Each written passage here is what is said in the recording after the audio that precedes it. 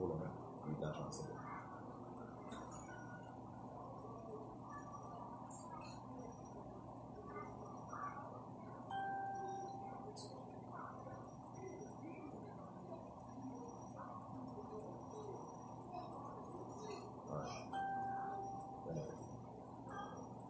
We are the ISUPK out of 125th Street, Harlem, New York, under commanding General Yahana.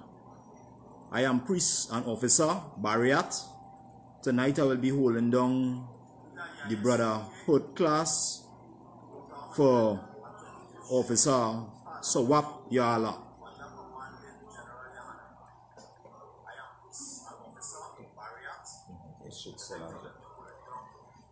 So, as we know, brotherhood is synonymous with sisterhood. And tonight, we're going to go into sisterhood. Because to build this righteous nation, we need both the sons of Israel and the daughters of Zion to come together and to do this work. And in the scriptures, there are many examples of righteousness that's not for Israel in perilous times and defended it. So tonight, we're going to highlight one of them sisters in the scriptures, and we also are going to go into what is needed today from sisters in the world who might be watching right now and studying, you know, should I make this change now? Should this be the time now for me to make this change? To come into the truth, to serve the Lord, and to help build back this righteous kingdom upon the face of the earth. Right. So we're going to go into the Apocrypha, to the book of Judith, and find out a little bit about this righteous sister and what she did to save the nation of Israel in her time. Okay, me the book of Judith 1. From verse 1? Yeah, verse 1. Right. Come. The book of Judith, chapter 1 and verse 1. In the 12th year of the reign of Nebuchadnezzar, who reigned in Nineveh, in the days of Aphax, which reigned over the Medes in Ecbatane. Right, so we're going to learn about this great heathen Assyrian king, who basically, as we go down lower in the scripture, you'll get to understand that this man was so proud of himself and proud of his army that he thought he was God. Right. That basically he believed when he spoke, his word must not fail. Anything he say must be done. This heathen king basically thought he was God. So, give me verse Salakia. Yeah.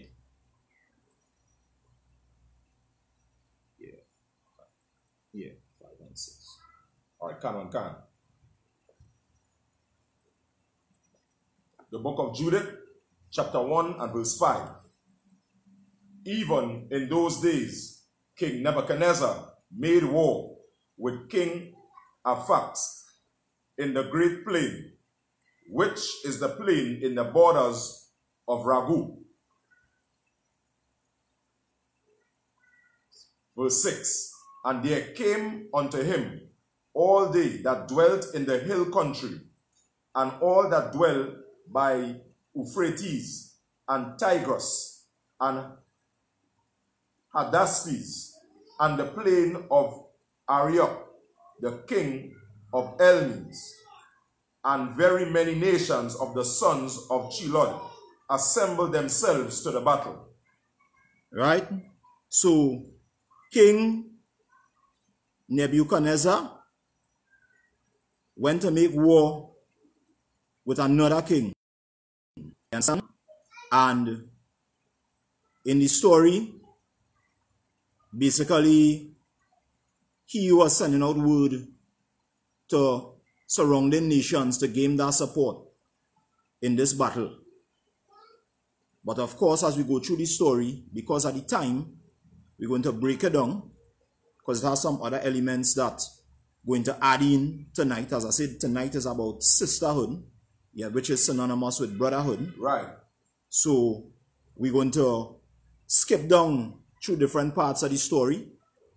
But to all the brothers and sisters who may be watching at this point in time, I urge you, if you never heard the story, to sit down in your personal time and take in the entire story. Either you could read it, or if you're tired, there are Bible apps where just play the whole story for you. You could plug in your headphones, because it's a very inspirational story. Right. And a story that is needed in this time to give the sisters that sense of encouragement to push forward, to come into the nation, take up work, and push forward. Can.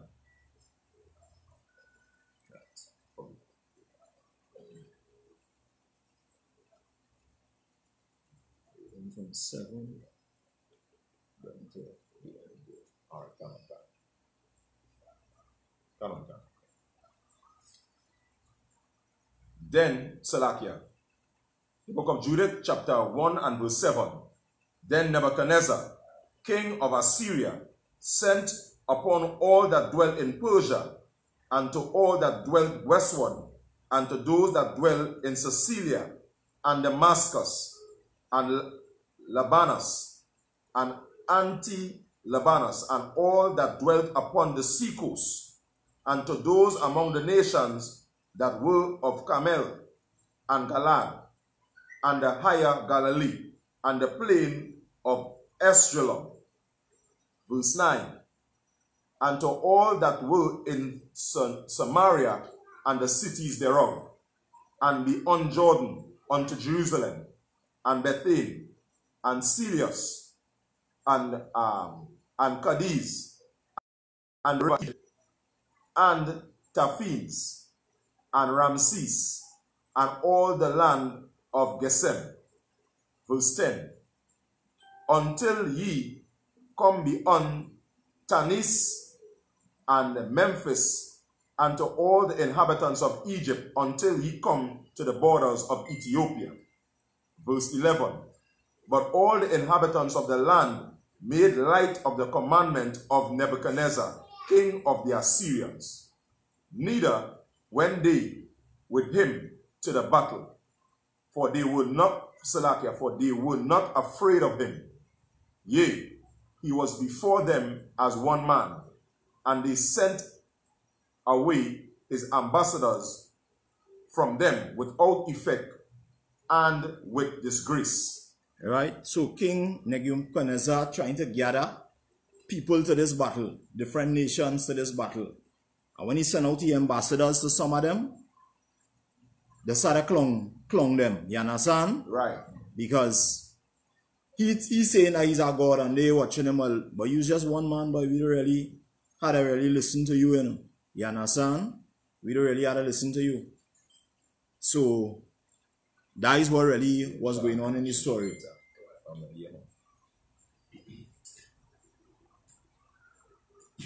Come on. Say again now. Alright, go ahead. Come on. Verse 12. Therefore, Nebuchadnezzar was very angry with all this country, and sware by his throne and kingdom that he would surely be avenged upon all those coasts of Sicilia and Damascus and Syria, that he would slay with the sword all the inhabitants of the land of Moab, and the children of Ammon, and all Judea, and all that were in Egypt, till he come to the of the seas. Verse 13. Then he marched in battle in Salakia. Then he marched in battle array with his power against King Aphax in the 17th year, and he prevailed in his battle, for he overthrew all the power of Aphax, and all his horsemen, and all his chariots. Verse 14. And became lord of his cities, and came unto Ecbatane, and took the towers, and spoiled the streets thereof, and turned the beauty thereof into shame. Verse 15. He took also Aphax in the mountains of Ragu, and smote him through with his darts, and destroyed him utterly that day. So he returned afterwards to Nineveh, both he and all his company, to sundry nations, being a very great multitude of men of war. And there he took ease and banqueted, both he and his army, 120 days. So basically, what King Nebuchadnezzar do there was set an example. You understand? At this other king. You understand? He set an example in that time to let all these nations and them know here what it is going on. When I speak, you better listen. Right. You understand? So,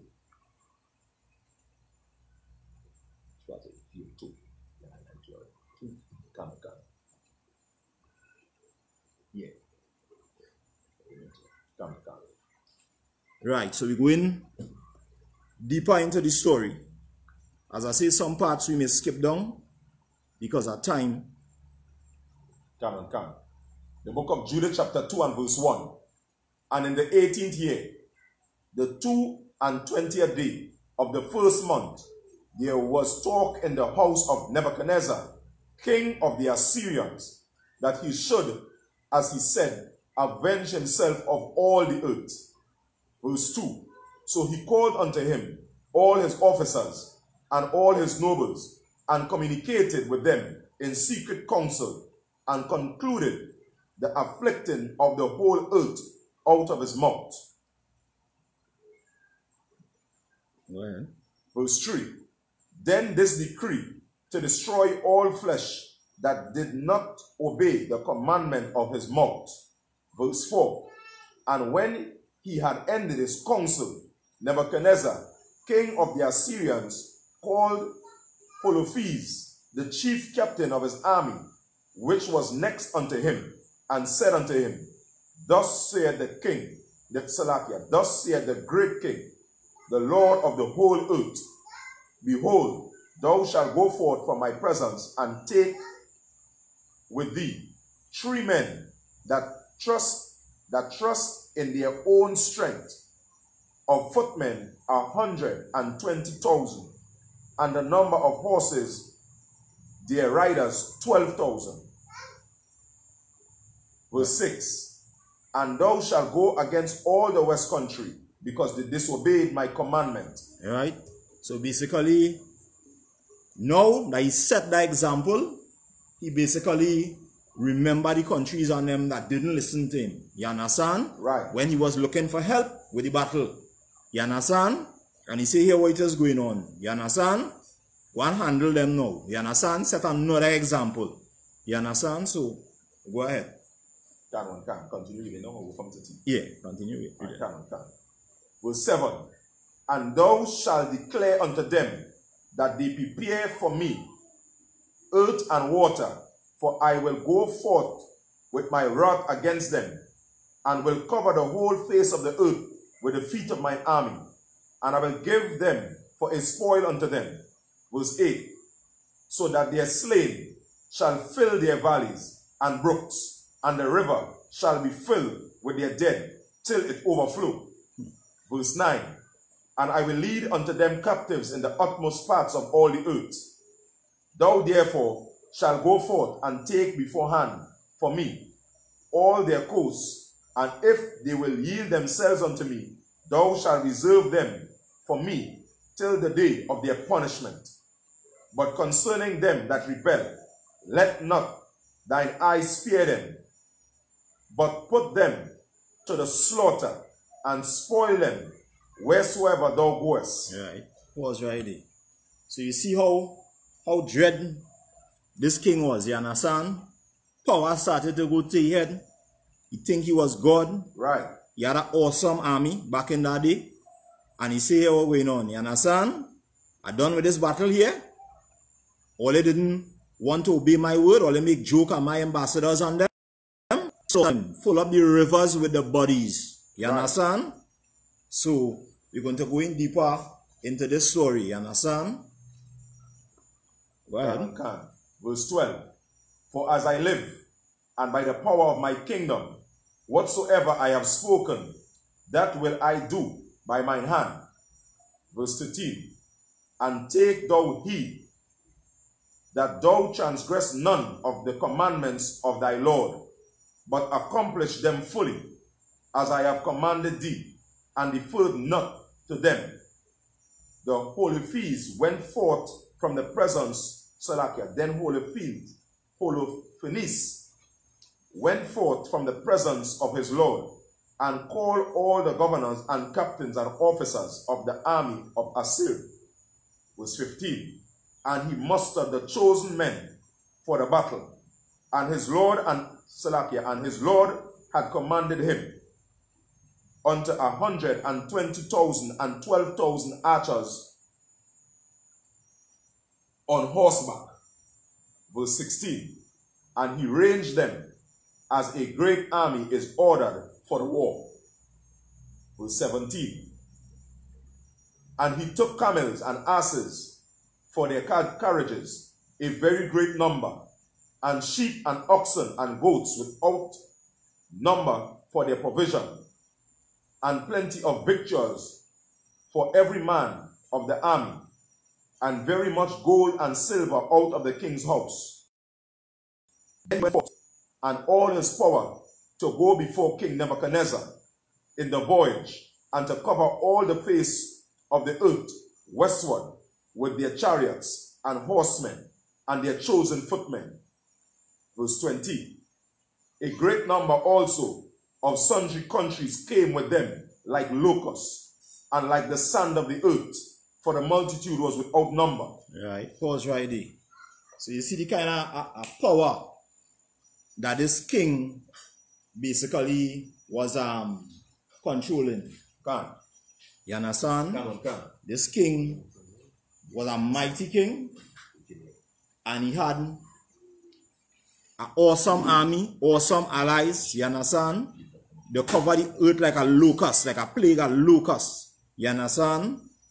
So basically, we're going to go deeper into the story and find out, you understand, how King Nebuchadnezzar came into contact with the children of Israel and what took place, you understand, in this story. So, listen. 20? Alright, go ahead. Verse 21? Yeah. Verse 21. And they went forth of 93 days journey towards the plain of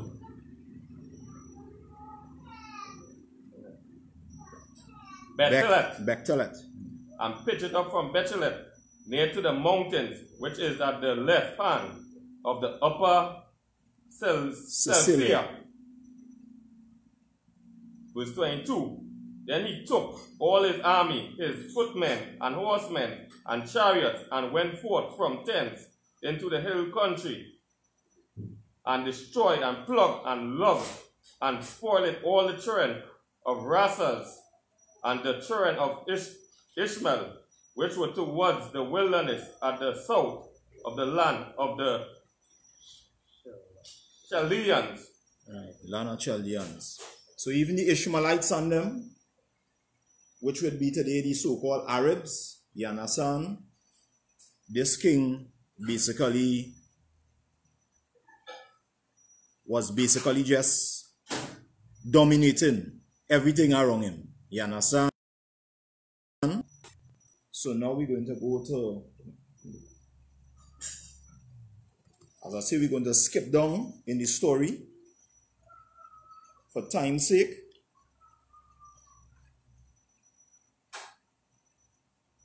And we're going to find out about this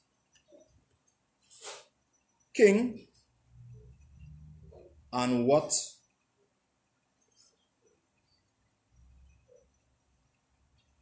our nation was basically facing.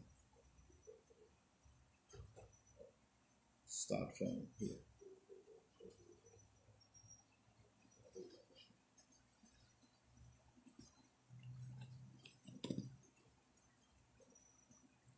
Judah chapter 7 and verse 8. Then came unto him all the chief of the children of Esau, and all the governors of the people of Moab, and the captains of the sea coast, and said, verse 9, Let our Lord now hear a word, that there be not an overthrow in thy army. Verse 10, For this people of the children of Israel do not trust in their spear, but in the height of the mountain wherein they dwell, because it is not easy to come up to the top of their mountains.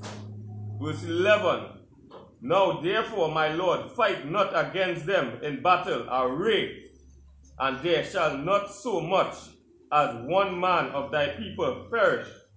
Verse 12, Remain in thy camp, and keep all the men of thy army, and let thy servants get into their hands for the fountain of water which issueth forth the foot of the mountains.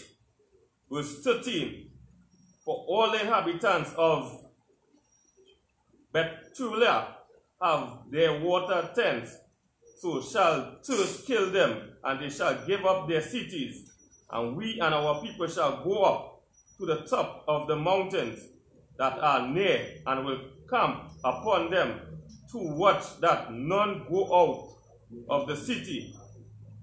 Verse 14, So they and their wives and their children shall be consumed with famine, and before the sword come against them, they shall be overthrown in the streets where they dwell. Right, was ready. So basically, they come up with a plan. Israel was on a high mountain, but to get to the gate, to get in at Israel, was a narrow passage where only two men could have come up at the same side. But the fountain was lower down on the mountain. So come up with a plan, here what going on. We go take hold of the fountain, and thirst go take them, hunger go take them, because how long they go stay up there? You understand? And this way, they had to come out, you understand, basically begging for mercy, or they will stay up there and die. You understand? So that was the strategy that the heathen and them come up with to get at the children of Israel. Go ahead. Verse 15.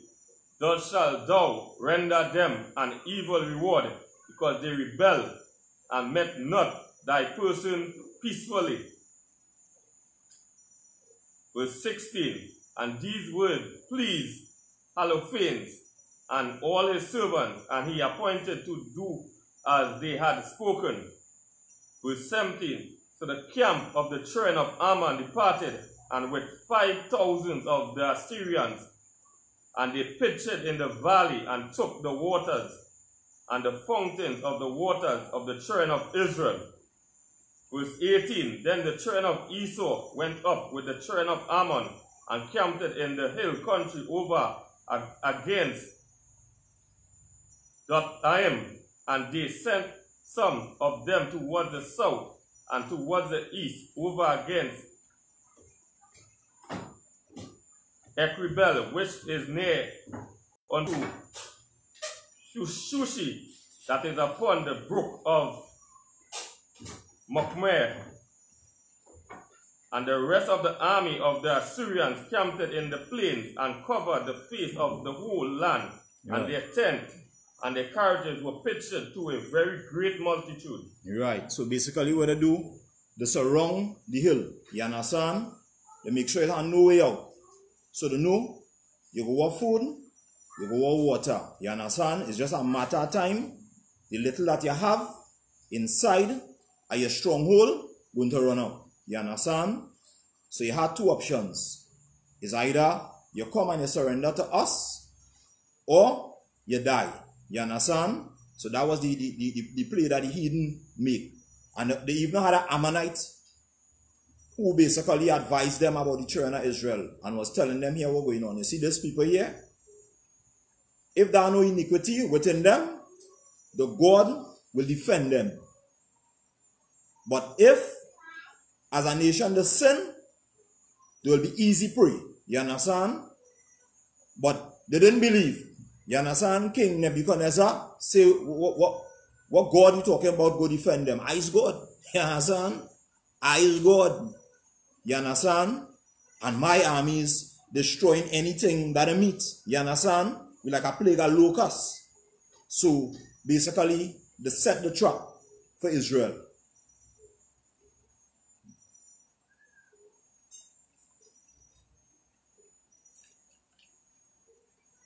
So we're going to skip down a little lower in the story, as I say, for time's sake, so that we could get to understand what this righteous sister Judith had to play within this story. You understand?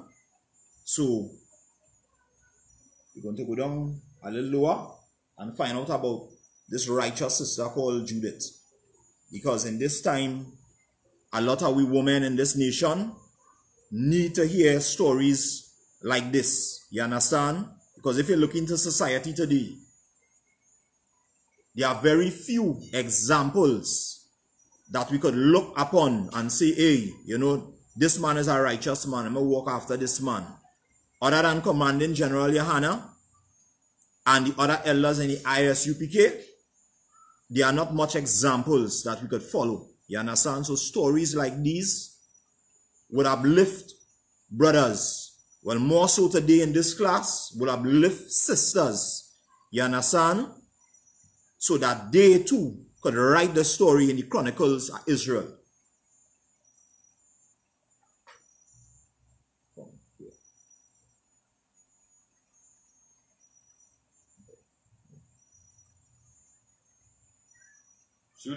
Judith chapter 8 verse 4. So Judith was a widow in her house 3 years and 4 months. Verse 5. And she made her a tent upon the top of her house, and put on sackcloth upon her loins, and wear her widow's apparel. Verse 6. Go ahead. And she fasted all the days of her widowhood, save the evens of the Sabbaths, and the Sabbaths, and the eves of the new moon, and the new moon, and the feasts, and the solemn days of the house of Israel. Right? So she was a sister that was keeping the customs and the laws of Israel, you know, what is important in this time, because a lot of we sisters today not keeping, they're keeping early holidays. So it's showing you the structure of a righteous woman. Go ahead. Verse 7. She was also of a goodly countenance, and very beautiful to behold. And her husband Manasseh had left her gold and silver, and men servants and maid servants, and cattle and land, and she remained upon them. Verse 8. And there was none that gave her an ill word, for she feared the Most High greatly. Verse 9. Now when she heard the evil words of the people against the governor, that they fainted for lack of water, for Judith had heard all the words of that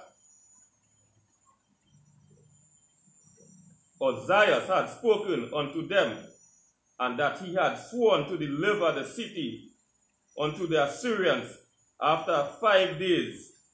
Verse 10. Then she sent her waiting woman that had the government of all the things that she had to call Ozias and Chabris and Shamris and the ancients of the city.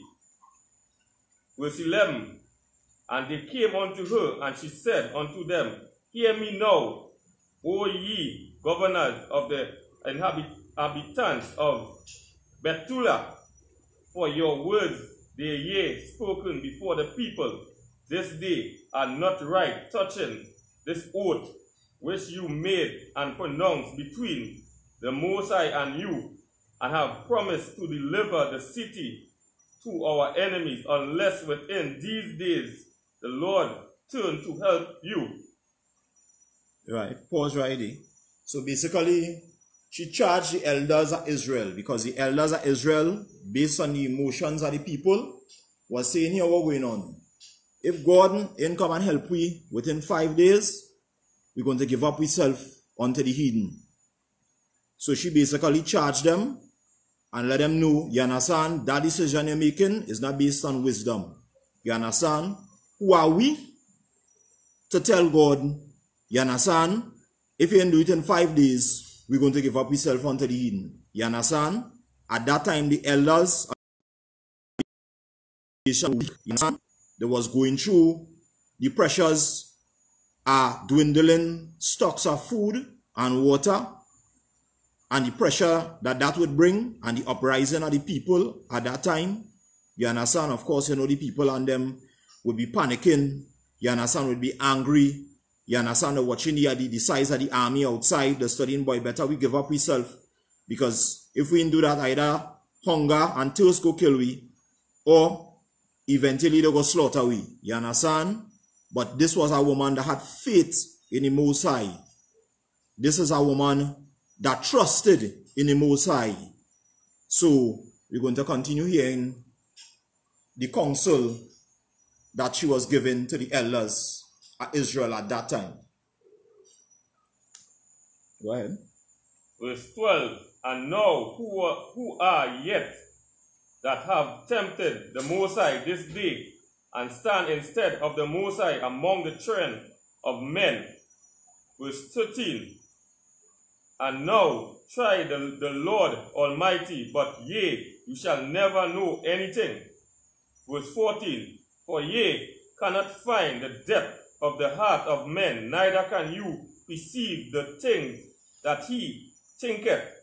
Then how can you search out the Most High, that hath made all these things, and known his mind, or comprehend his purpose? Nay, my brethren, provoke not the Lord our power to anger. Verse 15. For if he will not help us within these 5 days, he had power to defend us when he will, even every day, or to destroy us before our enemies. Verse 16. Do not bind the counsel of the Lord our power, for the Most High is not as man, that he may be threatened, neither is he as the Son of Man, that he should be wavering. Right, pause right there. So basically, she was telling them, have faith. Though it looking dark, and it looking gloomy, and it looking like there's no hope, have faith. You understand? And that is an important lesson even today. Because right now, Israel going through perilous times. There's perilous times all across the world. You understand? And if you don't have a sense of faith inside of you in these perilous times, what we're going to take here is panic. You understand? What we're going to take here is fear. And you're going to be running to and fro. You understand? Right now, people in the world running to and fro. A lot of people in the world right now, what is the comfort is partying, and that is mask them away from the reality of what's going on. But it didn't have that because of the lockdown. You understand? So I could imagine the panic that people in the world going on. So this is the same panic that was going on in the children of Israel at that time. You understand? And she was the one that had that sense of faith, that sense of belief in the Most High, and know as dark as this day look, the Lord is going to make a way for Israel. So go ahead. Jude chapter 8 verse 17. Therefore, let us wait for salvation of him, and call upon him to help us, and he will hear our voice, if it please him. Verse 18. For there arose none in our age, neither is there any now in those days, neither tribe, nor family, nor people, nor city among us, which worship the Most High, made with hands, as had been aforetime. Verse 19. For the which cause our fathers were given to the sword. And Right. for Read over that part again from the top. yes. Made with hands. Made with hands? Yeah.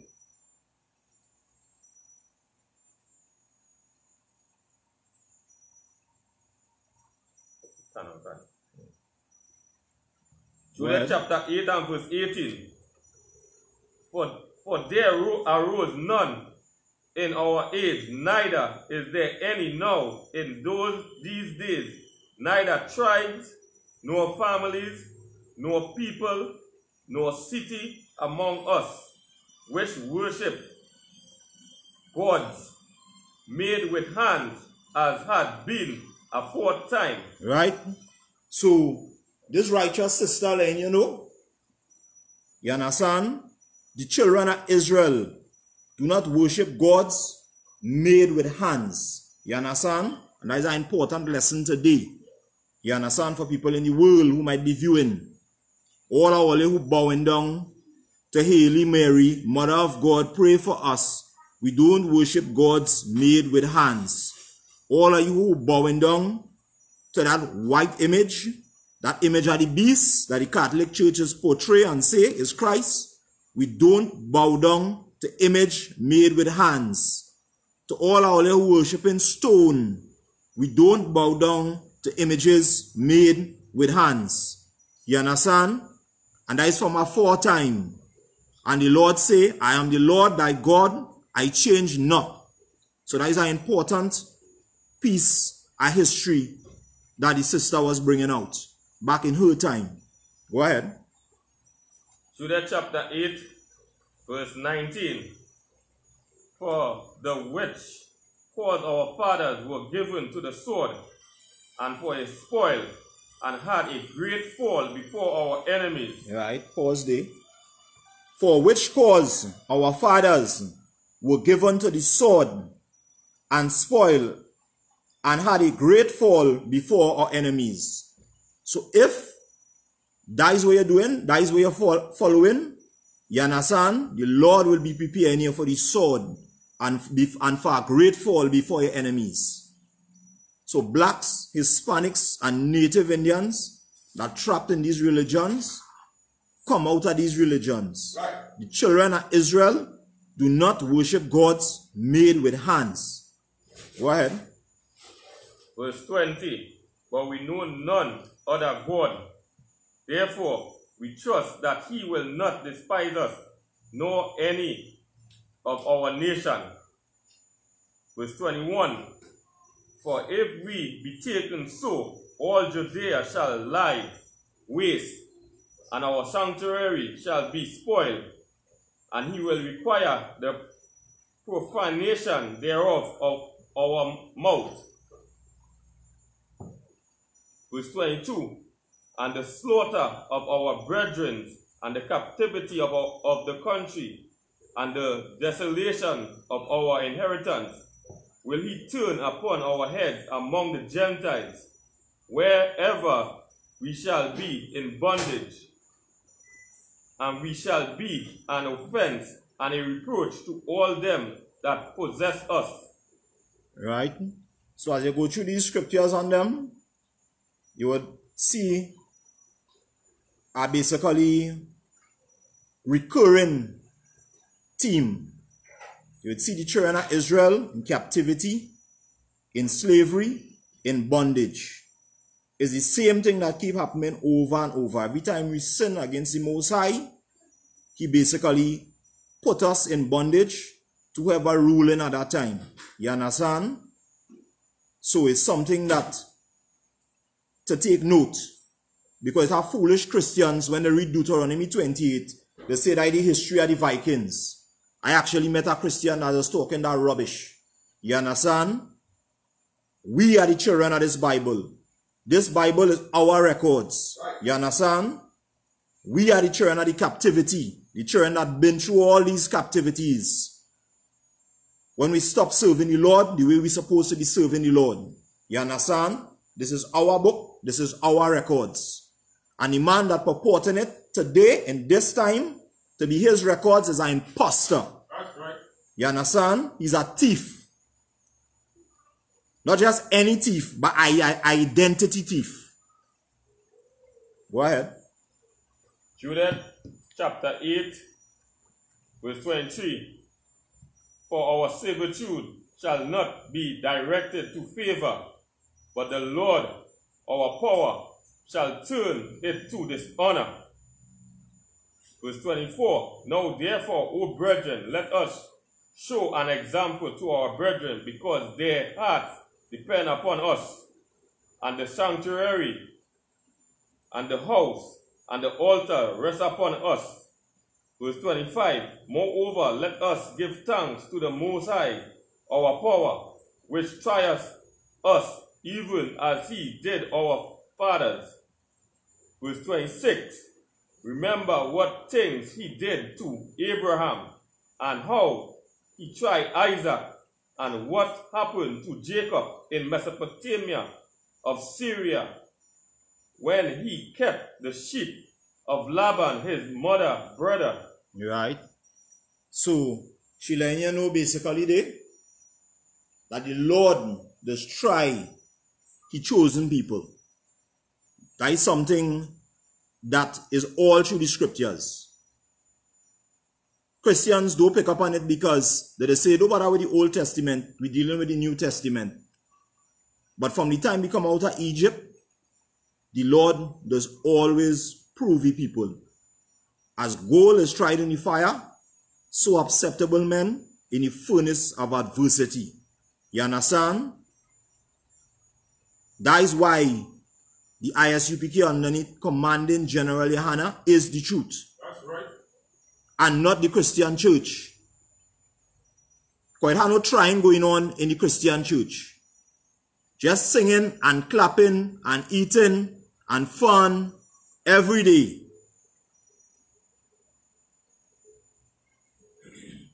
But here, this is the sanctuary of the Lord in these last days. Go ahead. Jude chapter 8, verse 27. For he had not tried us in the fire, as he did them for examination of their hearts, neither had he taken vengeance on us. But the Lord doth scourge them that come up near unto him, to admonish them. Verse 28. Then said Ozias to her, all that thou hast thou spoken with a good heart, and there is none that may gainsay thy words. Verse 29. For this is not the first day wherein thy wisdom is manifested, but from the beginning of thy days all the people have known thy understanding, because the disposition of thy heart is good. Verse 30. But the people were very thirsty, and compelled us to do unto them as we have spoken, and to bring an oath upon ourselves, which we will not break. Which we will not break. Go ahead. Verse 31. Therefore now pray thou for us, because thou art a godly woman, and the Lord will send us rain to fill our cisterns, and we shall faint no more. Pause there. So, this woman has been a wise woman, has been a godly woman. But still, they couldn't see the plan of the Most High. They were still thinking, well, you understand? Maybe through your righteousness and you talking to us, the Lord will send rain and fill up we water pitchers on them. You understand? That's what the Lord is letting you know. You understand? My thoughts is not your thoughts. As heaven is far from the earth, so is my thoughts higher than your thoughts, and my ways higher than your ways. You understand? So they couldn't see the plan that the Most High was going to execute to save the children of Israel. Go ahead. Judith chapter 8 and verse 32. Then said Judith unto them, Hear me, and I will do a thing which shall go throughout all generations to the children of our nation. Verse 33. Ye shall stand this night in the gate, and I will go forth with my waiting women, and within the days that you have promised to deliver the city to our enemies, the Lord will visit Israel by my hands. Verse 34, but inquire not you of my act, for I will not declare it unto you till the thing be finished that I do. Verse 35, then said Ozias the prince unto her, Go in peace, and the Lord power to be before thee, to take vengeance on our enemies. Verse 36, so they returned from the tent and went to their ward. Go ahead, verse 9.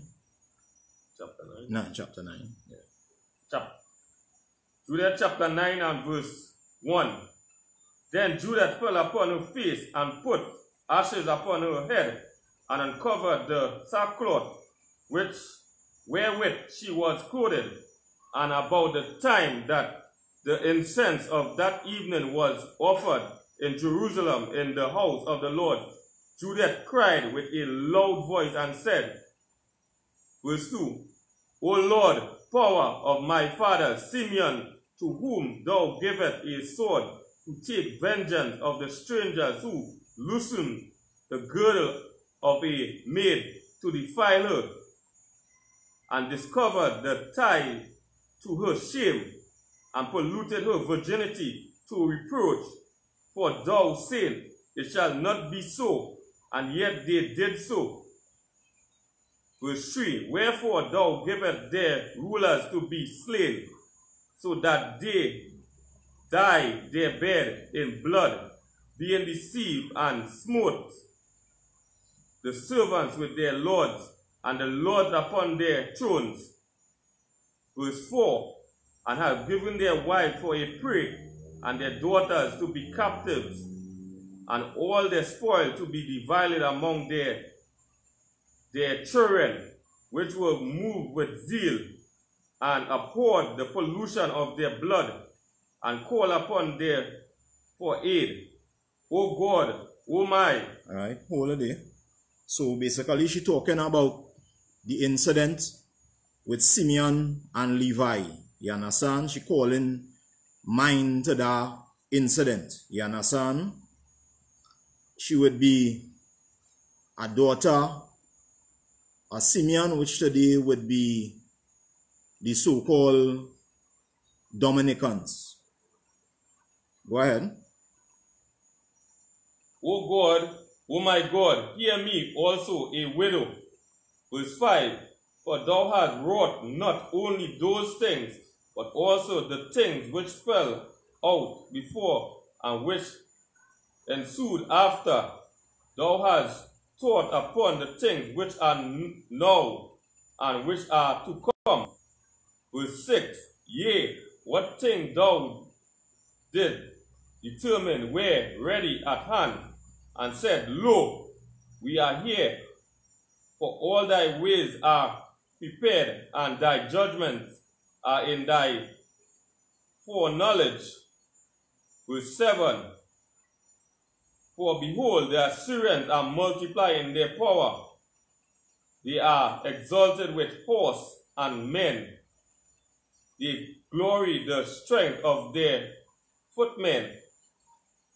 They trust in shields and spear and bows and slings, and know not thou art the Lord that breaketh the battles. The Lord is thy name. Right? So even today, the main oppressor, Esau, just like these Assyrians and them, Right. he trusts in the tanks, in the drones, in the ships, in the rockets, in the atomic bomb. You understand? Not knowing that the Most High going to do the same thing like he do in ancient Egypt when they trusted in the chariots and the horses.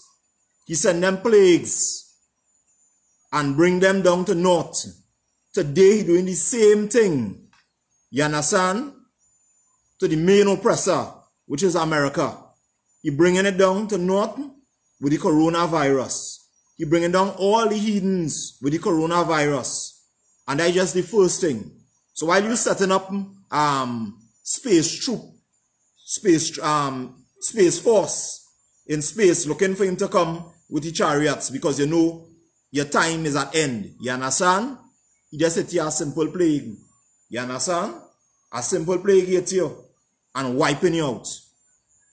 And render all of your technology to naught. And right in the history records.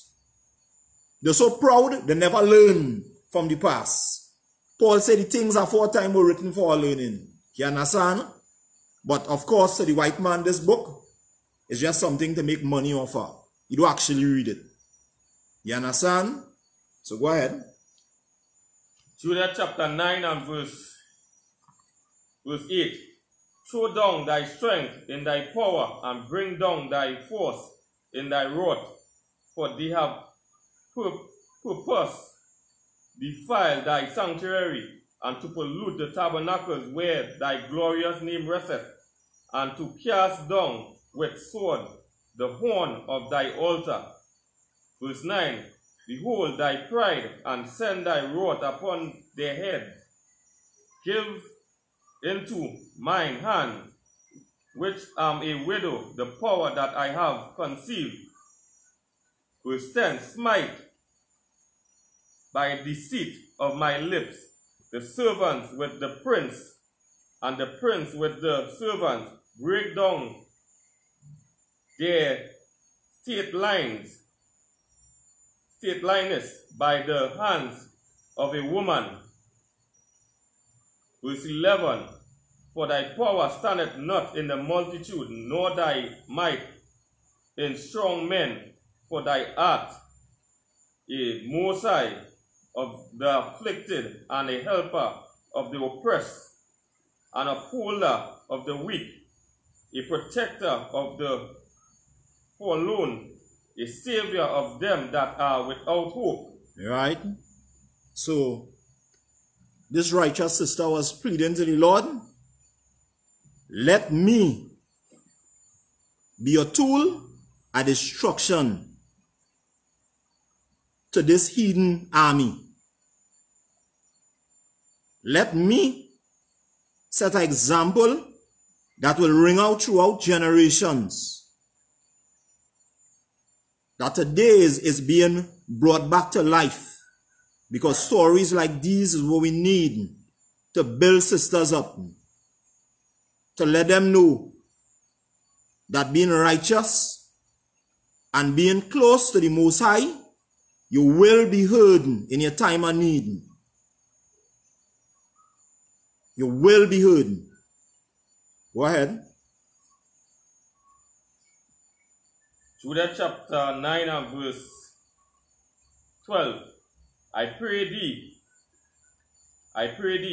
O power of my fathers, and power of the inheritance of Israel, Lord of the heavens and earth, creator of the waters, king of every creature, hear thou my prayer.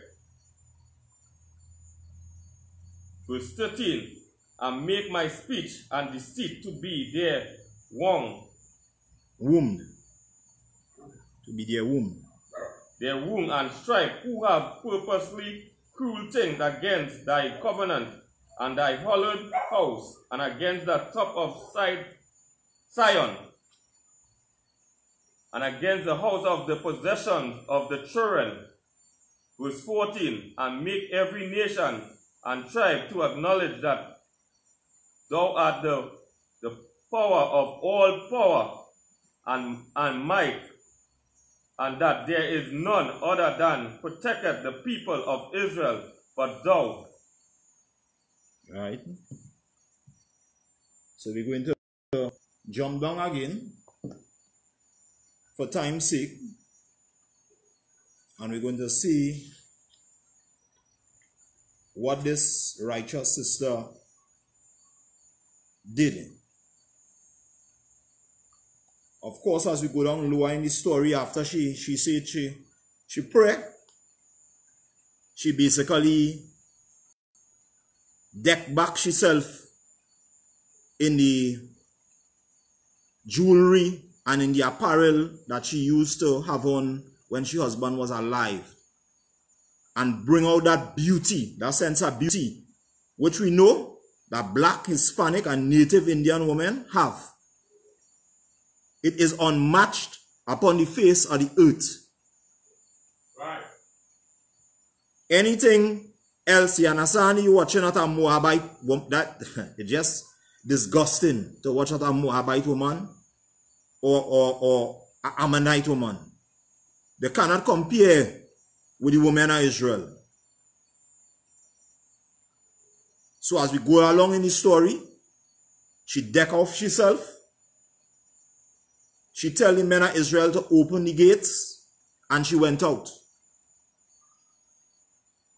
and went in to the heathen army.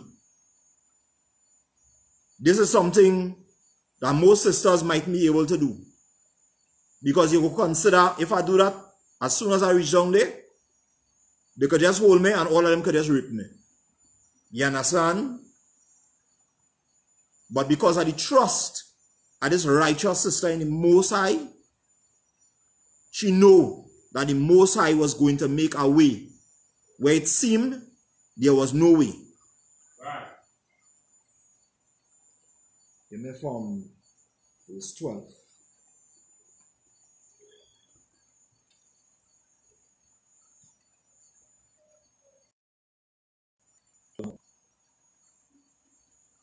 Judah chapter 12 and verse 1. Then he commanded to bring her, wherein his plates were set, and played that they should not prepare for her of his own meat. Right, pause right there. So, as I say, we fast forwarding for time. What basically happened there, when she went down the hill, she basically let the army know, take me to your chief captain, which was Holophis. You understand? Take me to him, and I am going to show him a way to destroy the children of Israel. So when they hear that, everybody get glad. And the men in the Assyrian army was captivated by her beauty. You understand? They were spellbound. They say, well, what kind of people is this? When they see the beauty of that sister. So one time, they take she to the camp, a Holophis. You understand? As I say, when you have time, take your time and really soak in the story. Because at the time that we're working with, we can't go into the whole story, so we just jumping down to get the important parts of it. But take your time. Probably when you're tired, put on your earphones, you understand, put on your Bible app, and listen to the story. It's truly an inspiration for women in this time. Right. Go ahead. And that she should drink of his own wine. Verse 2. And Judah said, I will not eat thereof, lest there be an offense, but provision shall be made for me of the things that I have brought. Then Holophane said unto her, If thy provision shall fail, how should we give thee the like? For there be none with us of thy nation. Verse 4, Then said Judith unto him, As thy soul liveth, my lord, thy handmaid shall not spend those things that I have before the Lord worked by mine hand, and the things that he had determined. Verse 5, Then the servants of Holophane brought her into the tent, and she slept till midnight, and she arose when it was towards the morning watch. Verse 6, And sent to Holophane, saying, Let my lord now command that thy handmaid may go forth unto prayer. Then Holophane commanded his guard that they should not stay her. Thus she abode in the camp 3 days, and went out in the night to the valley of Bethesda, and washed herself in the fountain of the water by the camp. Verse 8, And when she came out, she besought the Lord power of Israel to direct her ways to the rising of the children of her people. Verse 9, So she came in clean and remained in the tent until she did eat her meat at evening. Verse 10, And in the 4th day Holophane made a feast to his own servants, only to call it none of the officers to banquet. To the banquet.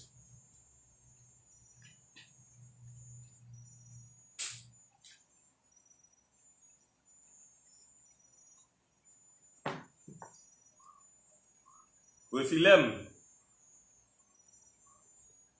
Then said he to Boaz, the eunuch who had charge over all he had, Go now and persuade this Hebrew woman which thee, that she come unto us and eat and drink with us. Verse 12, For lo, it will be a shame for our person if we shall let such a woman go not having had her company. For if we draw her not unto us, she will laugh us to scorn. Verse 13, Then went Boaz from the presence of the Holophane, and came to her, and he said, Let not this fair damsel fear to come to my lord, and to be honored in his presence, and drink wine, and be merry with us, and be made this day as one of the daughters of the Assyrians, which serve in the house of Nebuchadnezzar. Verse 14, Then said Judith unto him, Who am I now that I should gainsay my lord? Surely whatever pleaseth him I will do speedily, and it shall be my joy unto the day of my death. Verse 15, So she arose and decked herself with her apparel, and all her woman attire, and her maid went and laid soft skins on the ground for her over against Holophane, which she had received of Boaz for her daily use, that she might sit and eat upon them. Verse 16, Now when Judith came in and sat down, Holophane, his heart was ravished with her, and his mind was removed, and he desired greatly her company, for he waited a time to receive her from the day that he had seen her. Right, pause right there. So basically, he sent a eunuch to get she to try and run game on she. Because he said, boy, this bad Israelite sister, I had to get that. You understand? Me and she leave here and me get that. You understand? For people to laugh me to scorn. I had to get that. You understand?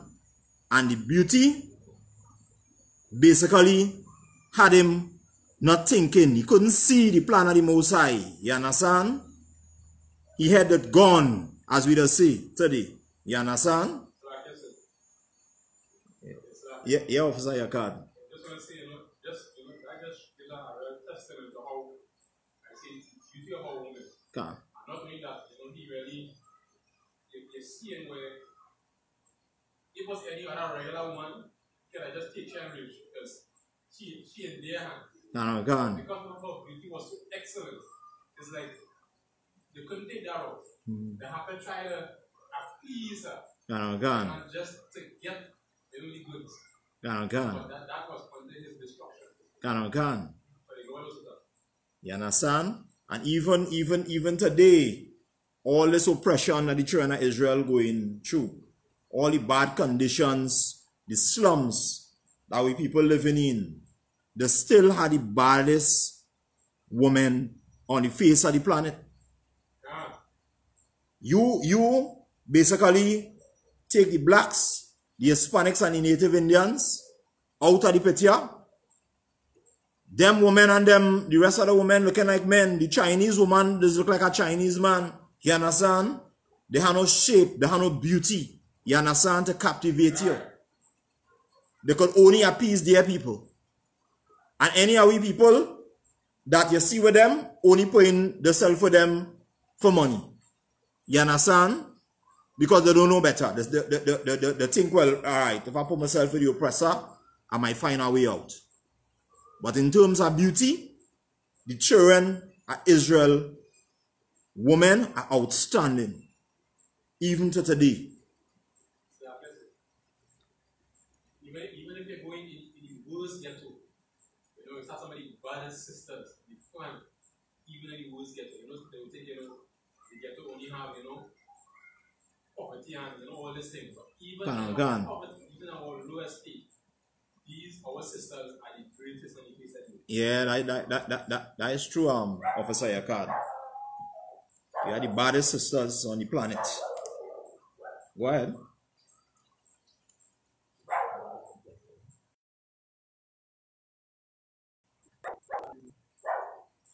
Verse 16. Verse 17. Judah chapter 12 and verse 17. Then said Holophane unto her, drink now, and be merry with us. Verse 18. So Judah said, I will drink now, my Lord, because my life is magnified in me this day, more than all the days since I was born. Verse 19. Then she took and ate and drank before him what her maid had prepared. Verse 20. And Holophane took great delight in her, and drank much more wine than he had drunk at any time in one day since he was born. Right, read over that again. Judah chapter 12 and verse 20. And Holophane took great delight in her, and drank much more wine than he had drunk at any time in one day since he was born. Right? So this sister was so bad. My boy was priming up himself. You understand? His mind was in Qzar dimension. You understand? His mind gone. You understand? He was just drinking and just go ahead, Officer Shah. Like today, that gonna be like Red Bull and punching. Yeah, he had it gone, you understand? This sister to captivate him, telling himself, boy, I go and get some of this tonight. You understand? Tonight, I go in and get some of this. You understand? Go ahead. Verse Judah 13 and 1. Judah chapter 13 and verse 1. Now when the evening was come, his servant maid has hastened to depart, and Boaz shut his tent without and dismissed the waiters from the presence of his Lord. And they went to their bed, for they were all weary, because the feast had been long. Verse 2, and Judith was left alone in the tent, and Holophane lying alone upon his bed, for he was filled with wine. Verse 3, now Judith had commanded her maids to stand without her bedchamber, and to wait for her coming forth, as she did daily. For she said she would go forth to her prayers, and she spake to Boaz according to the same purpose. Verse 4, so all went forth, and none was left in the bedchamber, neither a little nor great. Then Judith, standing by his bed, said in her heart, O Lord, power of all power, look at this present upon the works of my hands, for exaltation of Jerusalem. Verse 5, for now is thy time to help thy inheritance, and to execute my enterprise, to the destruction of the enemies which are risen against us. Verse 6, then she came to the pillar of the bed which was at the Holophane head, and took down his portion from thence. And verse 7, and approached to his bed, and took hold of the hair of his head, and said, strengthen me, O Lord, power of Israel, this day. Verse 8, and she smote twice upon his neck with all her might, and she took away his head from him. Right, pause right there. So you know what go on there? You see how the Lord God of Israel does work? He make you get so captivated by his beauty that you drink and you get drunk and you knock out. And when you knock out, she take your head off. You understand? She come by your bedside, hold your hair, and take off your head. You understand? So when you thinking I go in and get some, you understand? And you're drinking and you're drinking and you're drinking, you understand? You knock out and you fall asleep. And you end up losing your head. That is how easy the Lord God of Israel does work. Just like when in today's time, Trump and them set up Space Force, and they're looking for the chariots, which today is called UFOs. He sent a little sneeze virus and wipe out your entire nation. You understand? Had them on crutches on one leg. You understand? So that is how the Lord God of Israel does work. Man does think they're able to predict the moves of the Lord. You understand? But your thoughts, far from his thoughts. Right. Go ahead. Judith chapter 13 and verse 9. And tumbled his body down from the bed, and pulled down the canopy from the pillars. And anon, after she went forth, and gave Holophane his head to her maids. Verse 10, and she put it in her bag of meat. So they twain went together according to their customs unto pray. And when they passed the camp, they compassed the valley, and went up the mountains of Betula, and came to the gates thereof. Verse 11, then said Judith afar off to the watchmen at the gate, open now the gates. God, even our God, is with us, to show his power yet in Jerusalem, and his force against the enemies, as he had even done this day. Verse 12. Now when the men of a city heard her voice, they made haste to go down to the gate of their cities, and they called the elders of the city. Verse 13. And then they ran all together, both small and great, for it was strange unto them that she was come. So they opened the gate and received them, and made a fire for a light, and stood round about them. Verse 14. Then she said to them with a loud voice, Praise, praise the Most High, praise the Most High. I say, for he had not taken away his mercy from the house of Israel, but had destroyed our enemies by my hands this night. Verse 15. So she took the head out of the bag, and showed it, and said unto them, Behold, the head of Holophane, the chief captain of the army of Ashur, and behold, the canopy wherein he did lie in his drunkenness, and the Lord had smitten him by the hands of a woman. Verse 16. As the Lord liveth, who had kept me in my ways, that I went, my countenance had deceived him to his destruction, and yet had not committed sin with me to defile and shame me. Right, pause right there. So it basically showing you she went down into this hidden army and was so captivated by her beauty. You understand? The Lord let get to the mind so much that she walked in, was able to cut off the head of the chief captain, and walk back out without even getting touched. You understand? Right. That is the works of the Lord. The Lord, God of Israel, is able to do that. Just like how we delivered the children of Israel out of Egypt. You understand?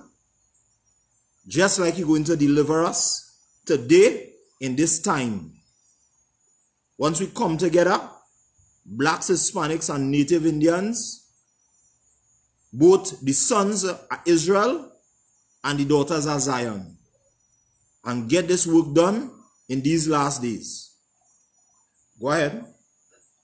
So that's chapter 13 and verse 17. Then all the people were wonderful and astonished, and bowed themselves and worshipped the Most High, and said with one accord, Blessed be thou, O our power, which hath this day brought to naught the enemies of thy people. Then said Ozias unto her, O daughter, blessed art thou of the Most High power above all the women upon the earth, and blessed be the Most High power, which had created the heavens and the earth, which had directed thee to be cutten off of the head of the chief of our enemies.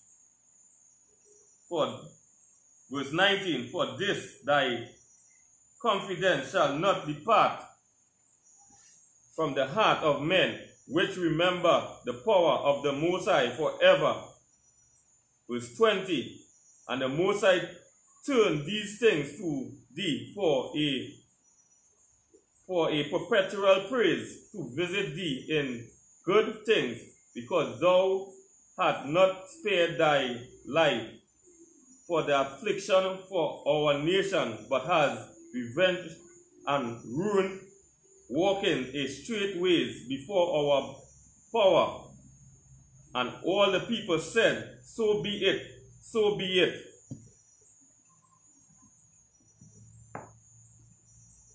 Right, so we basically see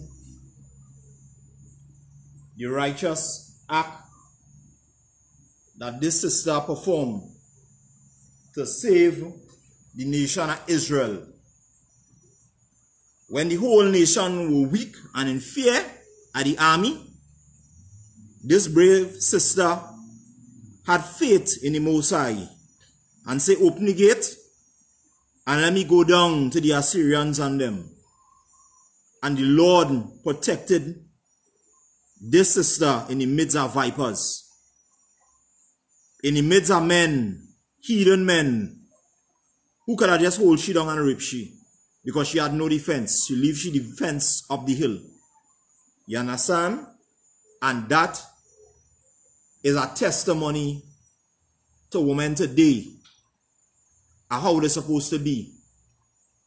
You're supposed to have a faith in the Most High in your time of distress, in your time of need, in the time when you think there's no hope. But some of we women today, instead of doing that, they choose to run to the heathen for some sense of a release. If I put myself with a heathen man, well, the situation might change. You know, I might live in a good neighborhood, things might be better. And instead of that, they end up getting used and abused. You understand? Stay with the men of your nation. You understand? And build back this righteous kingdom. Don't lean to the right, nor to the left hand. Just stay with your brother Israel, with your husband Israel. You understand? And let we walk forward. Go ahead. So we're skipping down again to verse 16 because of time's sake. Go ahead. Judah chapter 16 and verse 1. Then Judah began to sing this thanksgiving in all Israel, and all the people sang after her this song of praise. And Judah said, begin unto my power with timbrels, and sing unto my Lord with cymbals. Tune unto him a new psalm, exalt him, and call upon his name. Verse 3. For the Most High breaketh the battles from among the camps. Yes, no. Let's pause right there. Right, so Judah say, exalt him and call upon his name. In your time of need, today, blacks, Hispanics, and Native Indians who live in Benjamin, who hear in this word, who might be throughout the whole nation, a matter of fact, that hear in this word right now, you understand? Find an ISUPK school around you and have that trust and faith in the Lord God of Israel and the people of your nation. And don't run to the heathen, because running to the heathen is like running to a snake. You're just running to get stung with poison.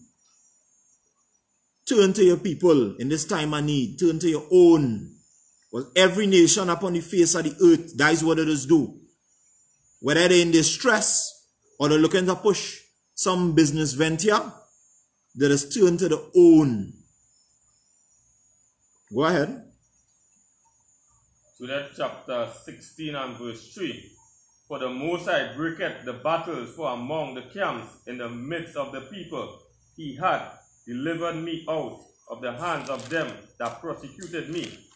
Verse 4. Ashur came out of the mountains from the north. He came with tens of thousands of his armies, the multitude whereof stopped the torrent, and their horsemen, and covered the hills. Verse 5. And he bragged that he would burn up my borders, and kill my young men with the sword, and dash the suckling children against the ground. Right, read that again.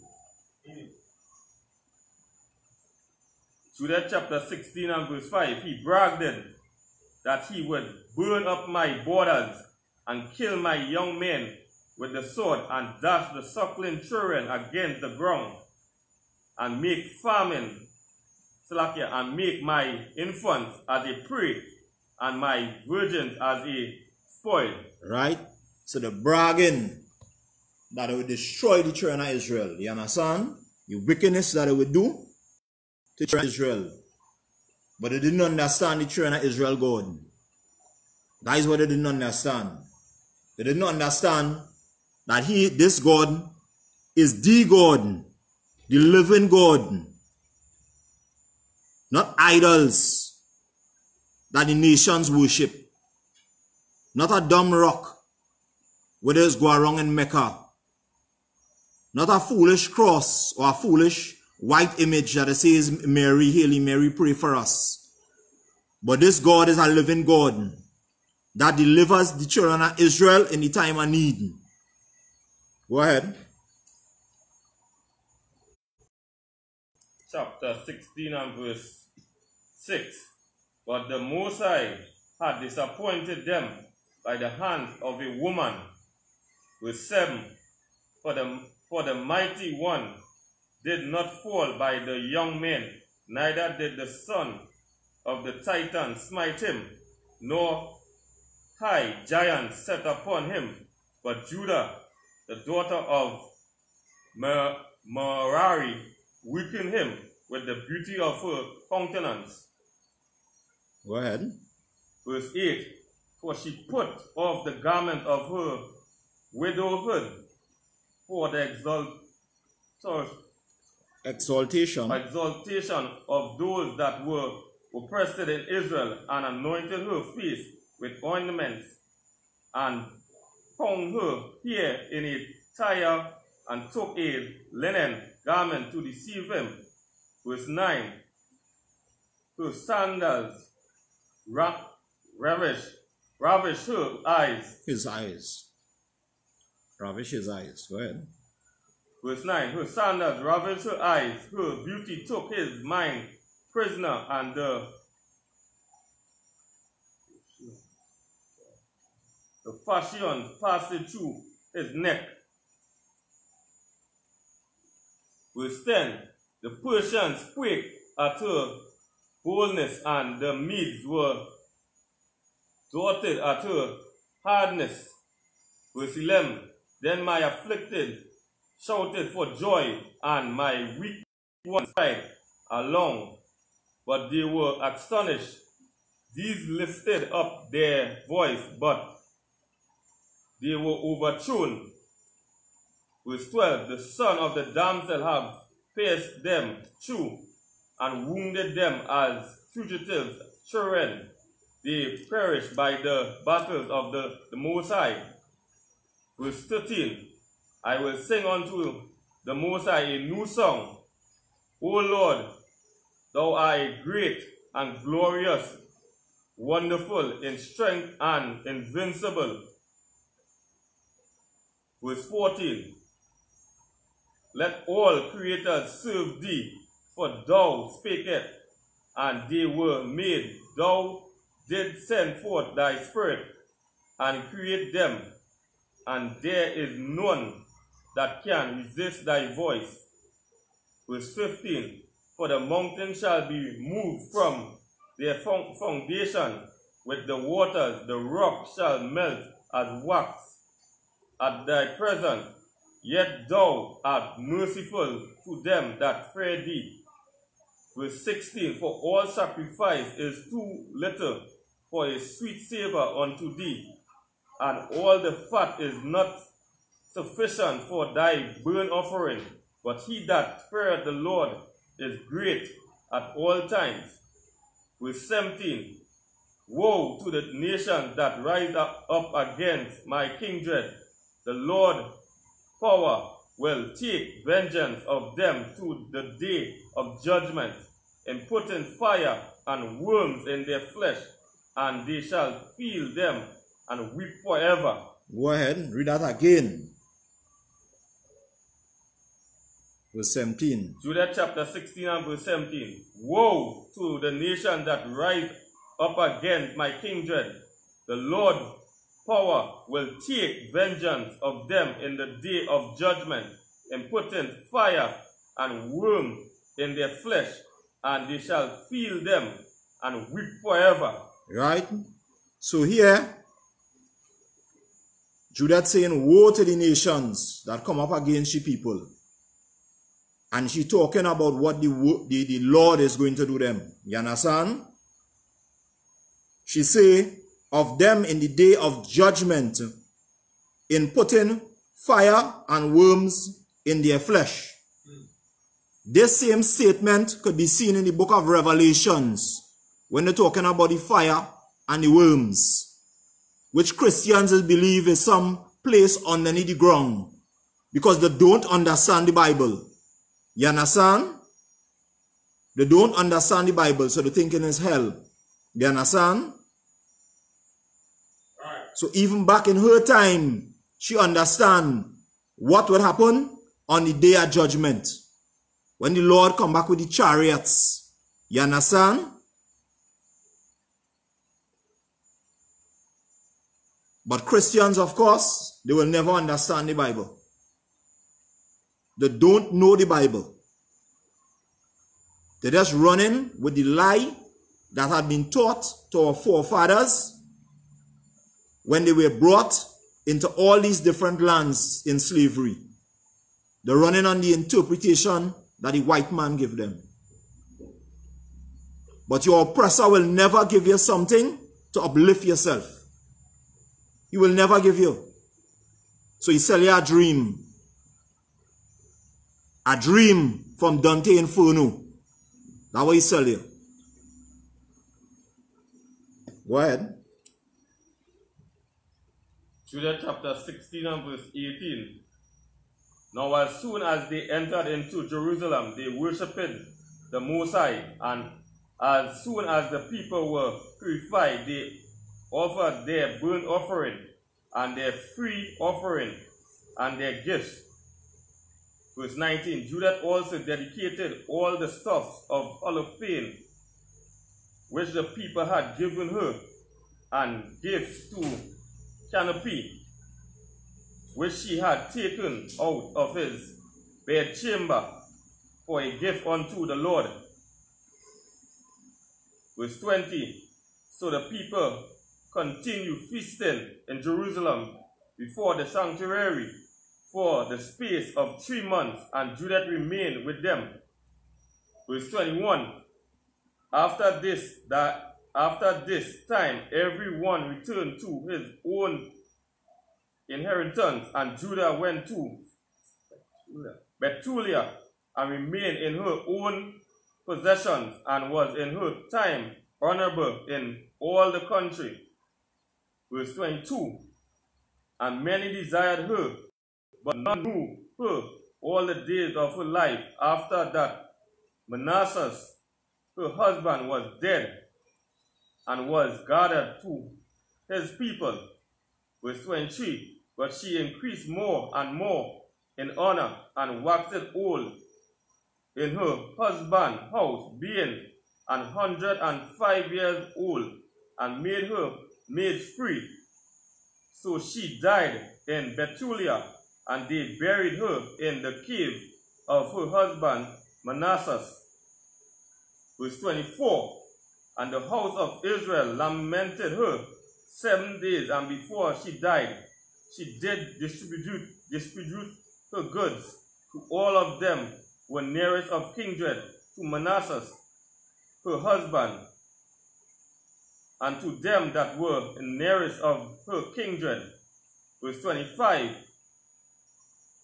and there was none that made the children of Israel any more afraid in the days of Judith, nor a long time after her death. Right? So she went down a legend. Right. You understand? She went down a legend in Israel. She was an example of having that sense of faith, that sense of belief in the Most High in a time of great distress in Israel. When everybody else in Israel was afraid, she stood up and believed that if I go down the hill in the midst of these heathens, the Lord is going to deliver me. I'm going to come back up with victory without so much as a scratch. And this story should be an inspiration to all sisters, black, Hispanic, and Native Indian sisters that are watching today to believe in that time of distress. Because as we know today, we're going through a time of distress. To have that sense of faith in your time of distress and use this woman's story as an example of how to have courage. And in the ISUPK, this is the story that we sisters produce. You understand?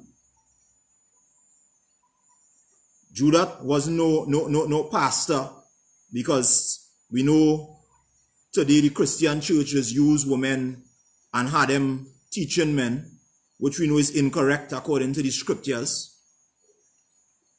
But she was an example to Israel of faith and belief, Right.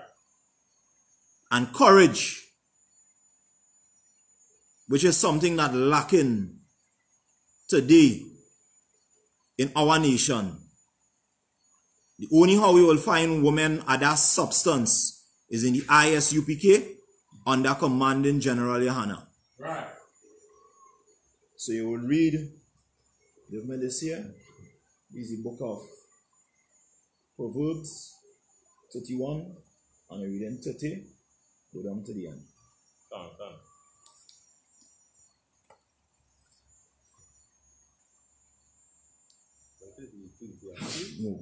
No, it's Proverbs. No, Ecclesiastes is on in here, Proverbs here. Go ahead. The book of Proverbs, chapter 31 and 30. chapter 31 and verse 30. Favor is deceitful, and beauty is vain, but a woman that feareth the Lord, she shall be praised. Right, go ahead. Verse 31. Give her of the fruit of her hands, and let her own works praise her in the gates. Right? So Judith's own works praised her in the gates. Right. You understand? And using the example of this righteous sister. Sisters today who might be watching online, you have to ask yourself, what will be your own works that is going to praise you when the Most High comes again the second time? Right. What is going to be your own works? Now, I'm going to make a clear statement here. Partying is not unlawful. You understand? It is not something unlawful. We brothers, we just party. You understand? But as a woman, will your works be partying every weekend? Twerking your butt every weekend? Every time you get free time off of work, that is all you could do, twerk your butt. You understand? Or will you take this opportunity to come into the ISUPK and be labeled amongst righteous sisters, which today we have in flesh? You understand?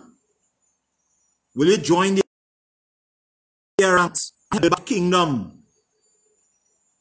Or will your works be, I was the best twerker in town? Again, I reiterate, partying is not unlawful. You understand?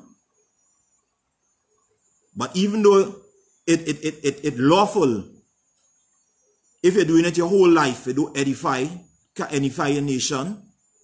Right. It can produce women like Judith, who had wisdom, who had faith in the Most High, who had courage.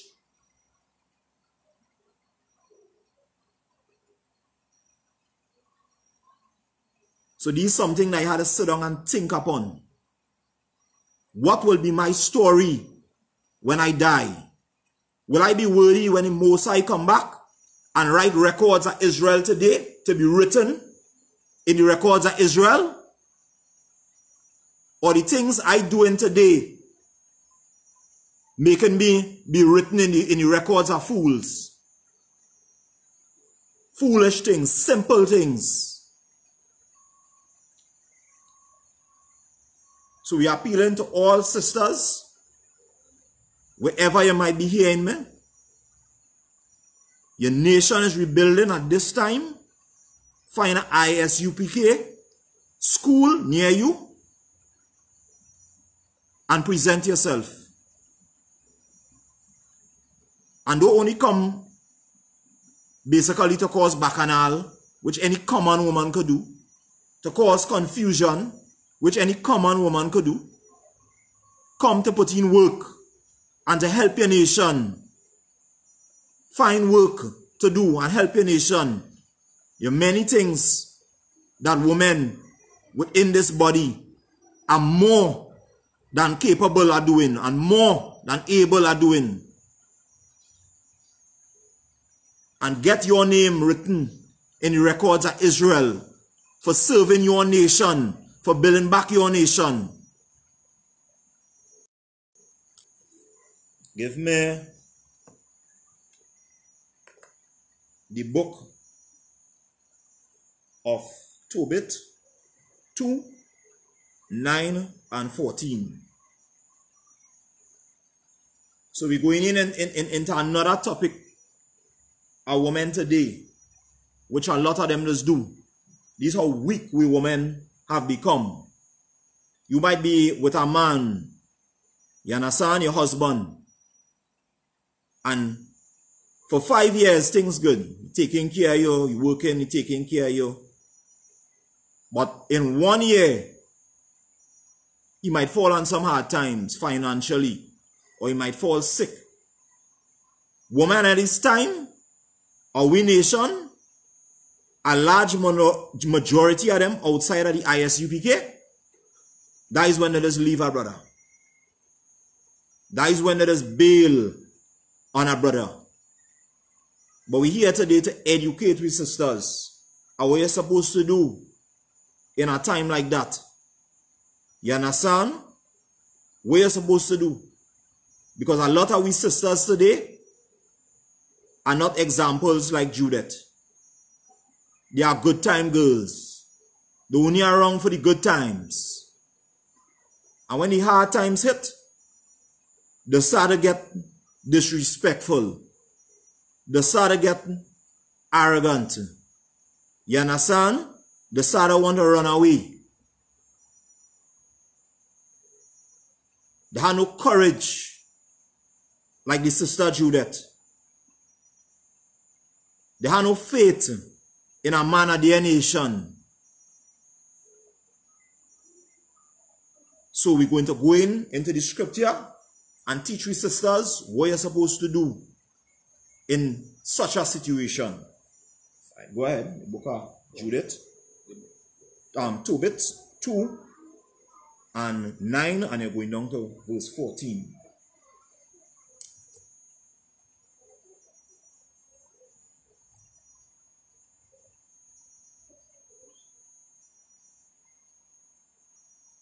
Tobit chapter 2 and verse 9. The same night also I returned from the burial and slept by the wall of my courtyard, being polluted, and my face was uncovered. Verse 10. And I knew that, verse 10, and I knew not that there was a sparrow in the wall, and my eyes being opened, the sparrow muted, warm, done into my eyes, and whiteness came in my eyes, and I went to the physician, but they helped me not. Moreover, Archachias did nourish me until I went on to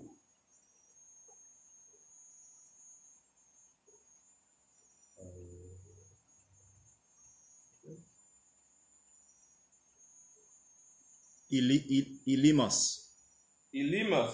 Right. Pause right there. So Tobit telling you about an instant where he went to bury one of his nation and he was sleeping outside in the wilderness. And a sparrow basically came out of a wall and basically defecated in the eyes. You understand? And he became blind for a season. You understand? So now we're going to learn what his wife did in that situation. Go ahead. Verse 11. And my wife Anna did take woman works to do. Go ahead, read that again. Verse 11. And my wife Anna did take woman works to do. Give me it one more time, a little louder. Verse 11. And my wife Anna did take woman works to do. Right. So your wife Anna did take woman work to do. She didn't run off and leave her husband because he blind now. She went and get woman work to do to help out the situation. And even in this time, you could put it in this context. If we say your husband in some kind of financial distress, you understand? And it might have an avenue where you might be able to be the breadwinner at that point in time. You understand? The right thing to do is you go out, just like Anna, get woman work to do. You understand? Provide your husband with enough money that he could go about and fish for something. Or, if it's a situation like this where your husband blind, you understand? Back the strain. Because if it was the other way around, you would want him to do the same thing for you. But women in this time have become weak. This is the time that they seek to abandon the husbands. And this is the time you're supposed to show him the metal that you have. Right. So the scriptures is going to teach you what is the right thing to do. Go ahead. Verse 12. And when she had sent them home to the owners, they paid her wages and gave her also besides a kid. Verse 13.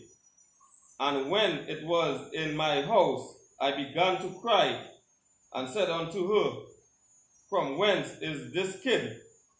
Is it not stolen? Render it to the owners, for it is not lawful to eat anything that is stolen. Verse 14. But she replied upon me, It was given for a gift more than the wages.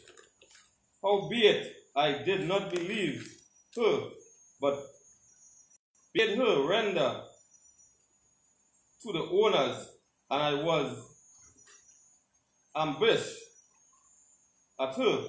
But she replied upon me, Where are thy alms and thy righteous deeds? Behold, thou art all thy works are known. Right.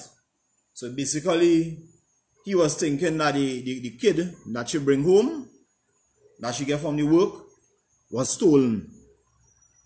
But then she basically explained to her husband that is because of your righteous works and your righteous deeds that I got this kid from the owners on them. You understand? These are things that we want sisters to take example of. Take example, a woman like Judith, woman like Esther, woman like Mary Magdalene who followed Christ. You understand? Take examples of them. Take examples of Anna. You understand? The wife of Tobit. How she supported her husband in the time of need. And his 8 years he went blind for. You understand? And 8 years she stayed faithful to her husband. These is the kind of examples you have to follow. Because if you follow this girl,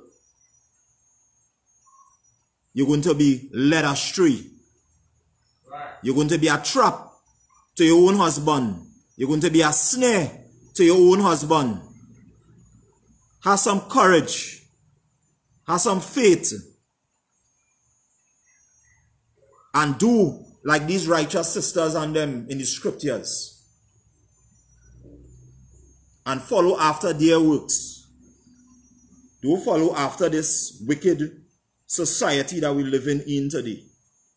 Because this wicked society that we live in today have no good examples outside of the ISUPK as to how to be as a woman. You understand? And as we say, brotherhood is synonymous with sisterhood. Right. So tonight we're dealing with the sisters.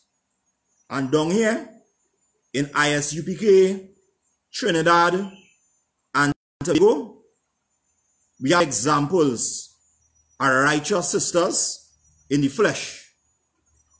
You understand?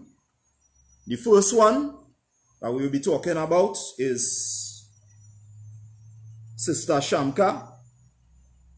He's one of the backbone sisters and them in the school that does a lot of things behind the scenes for the brothers at ISUPK Trinidad and Tobago. Right. Doing the work of the Lord, we couldn't do it without the sister here. You understand? These one of the sisters and them that you mightn't see in the front line that is be doing a lot of things. Seeing about we headbands, sending headbands to different ISUPKs in different Caribbean regions. You understand? Feeding the brothers. You understand? An exemplary sister. A sister that goes beyond the duty of a wife. Normally in the world, the duty of a wife is just to see about your husband and your children. And week in and week out, this is one of the sisters and them that takes care of the brotherhood. This is a sister in the flesh that you sisters out there should take example and should aspire to be like. And just like Judith, if you hear she speak, she is absolutely astounding. The sister is full of wisdom. She might be in the front line, but if you get a chance to speak with the sister is full of wisdom. And that is one of the examples in flesh in the ISUPK, in Benjamin today. Next, we'll go to Sister Yakal, who is the wife of Yakad, you understand, who is here today in the school. You understand? Another pillar. Another sister that sisters how they should take example of. You understand? This sister is as sharp as she husband. You understand? If you get the chance to talk to this sister is as sharp as she husband. I remember when I was a trooper, every time I used to come by them, I was familiar with the greeting for men because, you know, I accustomed dealing with the men and them. And this sister, as I reach in the yard, you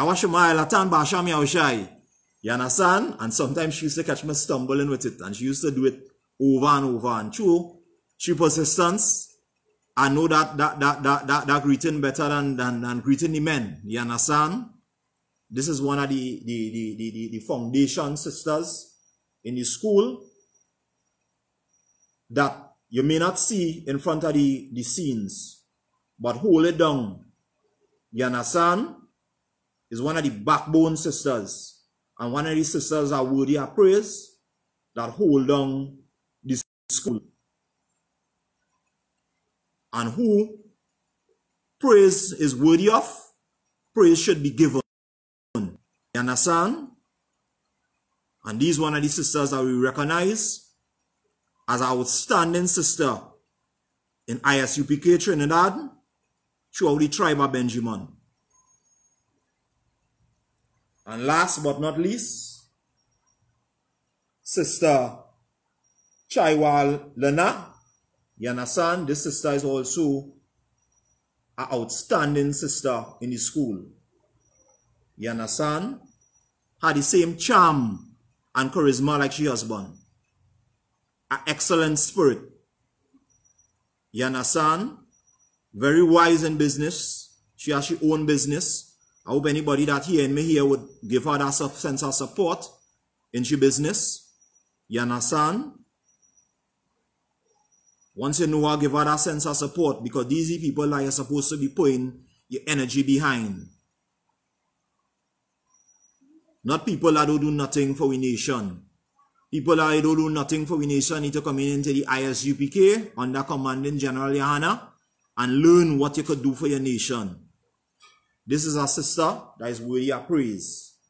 This is a sister that has taken she time off and always send food stuff for the camp. You understand? This is another sister that is worthy of praise. Just like Judith. So even today, we have examples. You understand?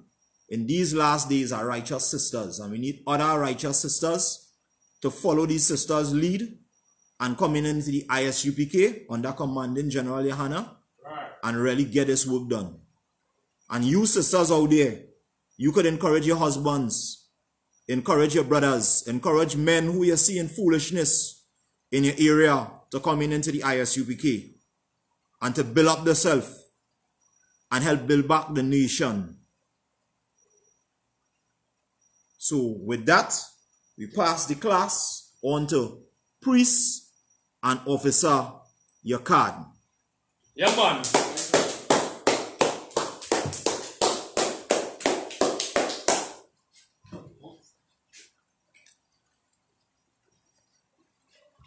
Together for Officer Barriott in class. Security announcements. We are the ISUPK out of 1 West 125th Street, Harlem, New York, under Commanding General Yohana. New rules for brothers and sisters. When a brother or a sister comes into the school, they are off limits for 6 months. They are to be saluted only. They are here to shed themselves from the world.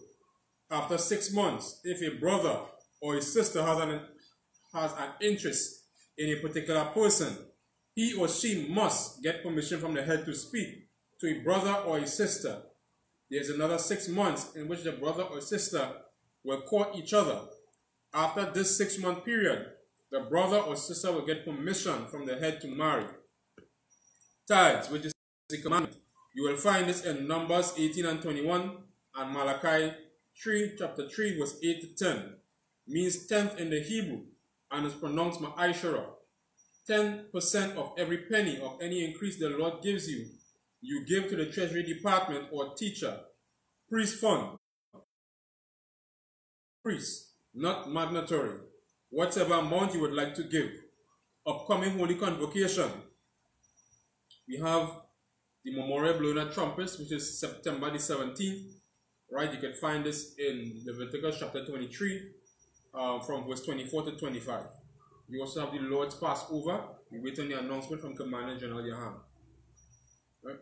Remind Akim and Aquafian to check on social media for such as isupk.com, Facebook, Twitter, YouTube, and so on for ISUPK events and materials.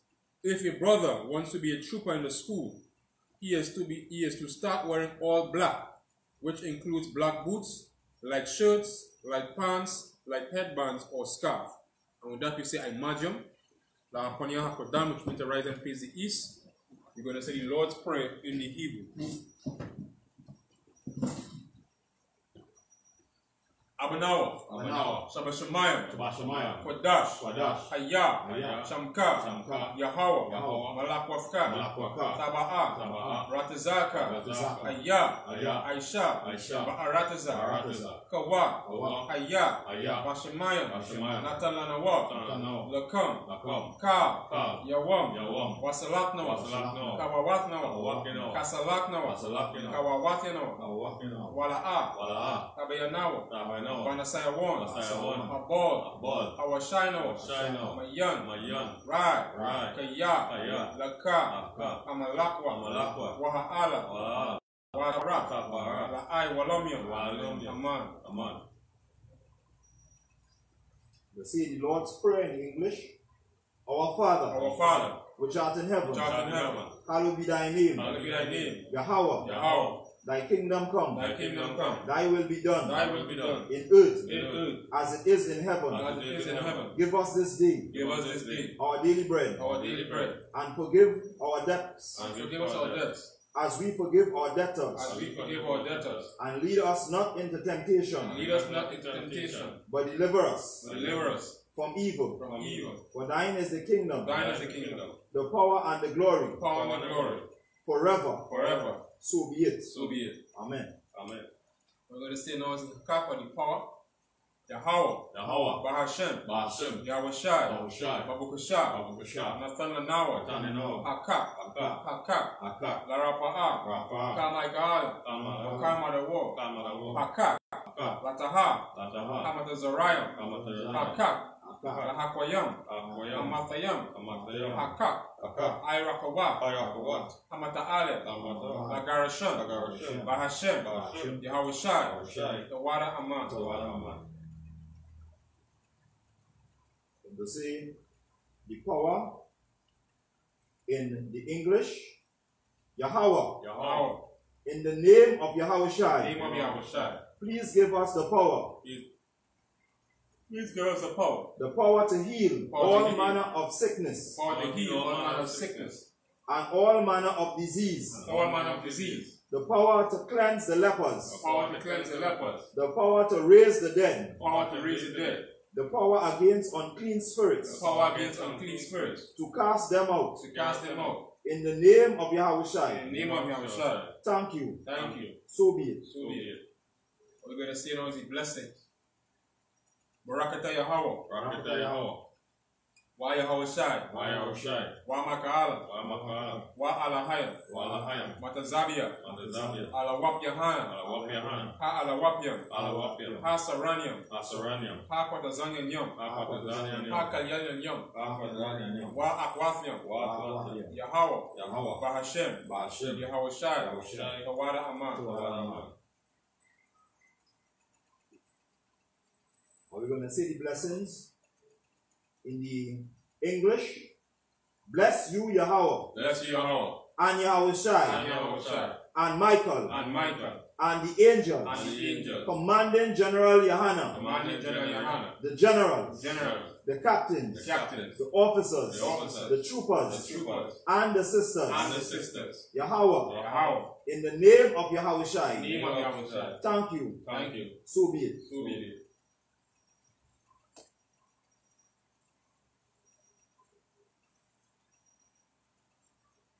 Blessed are you, Yahweh, Blessed you, Yahweh. King of heaven and earth, King of heaven and earth. and all things living, And all things living. Yahweh, Yahweh. in the name of In the Yahushai, name of Yahushai. listen to us now, Listen to us now. right now. Right now. Send evil and curses, Send evils and curses. and punishment and destruction And punishment and destruction. to the heathen To the heathen. that speak against That us, speak against us. the princes, The princes. the The priests, priests. the Israelite brothers, The Israelite brothers. and the school. And the school. Send evil and curses, Send evils and curses. and punishment and destruction Punishment and destruction. to the heathen, To the heathen. and shake loose the treasures of the rich of Israel And shake loose the treasures of the rich of Israel. that refuse to give to the school, That refuse to give to the school.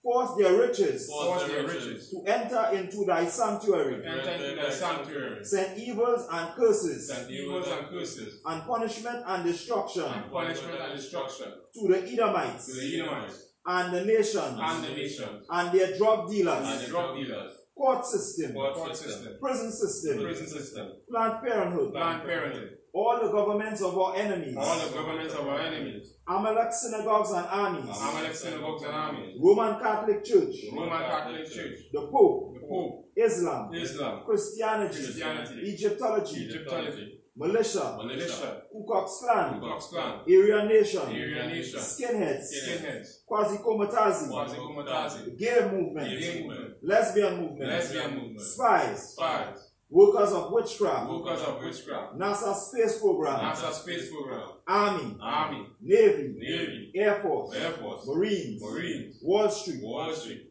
open up the internet, Open up the internet. and the airwaves, the the cable access channels, cable access channel, and the radio channels. and the radio channel. Convict the spirit Convict the spirit of any of our people many of our people that seek to stop us seek to stop us and bring swift destruction and bring swift destruction to all the heathen all the heathen that stand in the way that stand in the way, or try to stop us try to stop us from broadcasting your words from casting your word throughout the planet Earth. throughout the planet Earth. Let loose all the plagues. Let loose all the plagues. Let loose all the plagues. Let loose all the plagues. Cause them to go to and fro Cause them to go to and fro through the earth through the earth and consume them. and consume them. And let the plagues And let the plagues shake the house of the thief shake the house of the thief and the murderer. and the murderer. Let Yahushai, Let Yahushua, Michael, Michael, and Gabriel and Gabriel come down with the flying saucers down with the flying saucers and punish all the heathens punish all the heathen that come up against that us come up against us. as we speak thy As we words. speak thy words, Cause it to be known cause it to be known by all by all that it is the angels that have done it. that is the angels that have done it. Cause it to be spread Cause it to be spread throughout the media, throughout the media, throughout the whole world. throughout the whole world. Cause them to shake at thy coming. Cause them to shake at thy coming. In the name of In the Yahushai, name of Yahushua, thank you always. thank you always. So be it. So be it. What we're going to say now is to bless Israel. Yahweh, Yahweh, Bahashem, Yahushai, Barak Lanawa, Rakanawa, Bayashala, Rashala, Bahabiyah, Abiyah, Sapariah, Sapariah, Barak, Barak, Rapa, Rapa, Magan, Agan, Agan, Agan, Commanding General Yohana, Commanding General, General, Captains, Captains, Officers, Troopers, Sisters, Children, the destroyed of Israel, the families of ISUPK, Trinidad and Tobago, families of ISP, Yakab, Yakab, Amataza, Rada. All brothers and sisters fight to come in the truth. All the brothers and sisters fighting to come into the truth. All the brothers and sisters in the ISCPK. All the brothers and sisters in the ISCPK. Sharing in the ISCPK. Sharing in the ISCPK. Francois family. Wrong family. Zion. Wesleyan. Daniela. Jamelia. Nima. Khadijah. Chantel. Trisha. Ashida. Trisha. All the brothers and sisters in the ISUPK, All the brothers and sisters in the ISCPK. Commanding General Yohana, Commanding General Yohana. Generals, Captains, Officers. Troopers, Sisters, Children, have mercy on the destroyer of Israel, Have mercy on the destroyer of Israel. Aliyah, Alicia, the Bawa, Teresa. Bahashem Yahushai, Tawada Aman. Lord, in the name of Yahushai, Lord, in the name of Yahushai, bless us bless us and Israel and the school. Bless, heal, shield, protect our loved ones. In the name of Yahushai. Thank you. So be it. Sir, men of Israel, let's give each teacher one courtesy salute. I imagine Shabbat, I imagine Barak, Yahweh Ba'asham Yahushai Barakatah. Yahweh Ba'asham Yahushai Barakatah. And Imata. Let's give his sisters online a courtesy salute. I imagine Shabbat, I imagine Barak, Yahweh Ba'asham Yahushai. And Imata, class dismissed.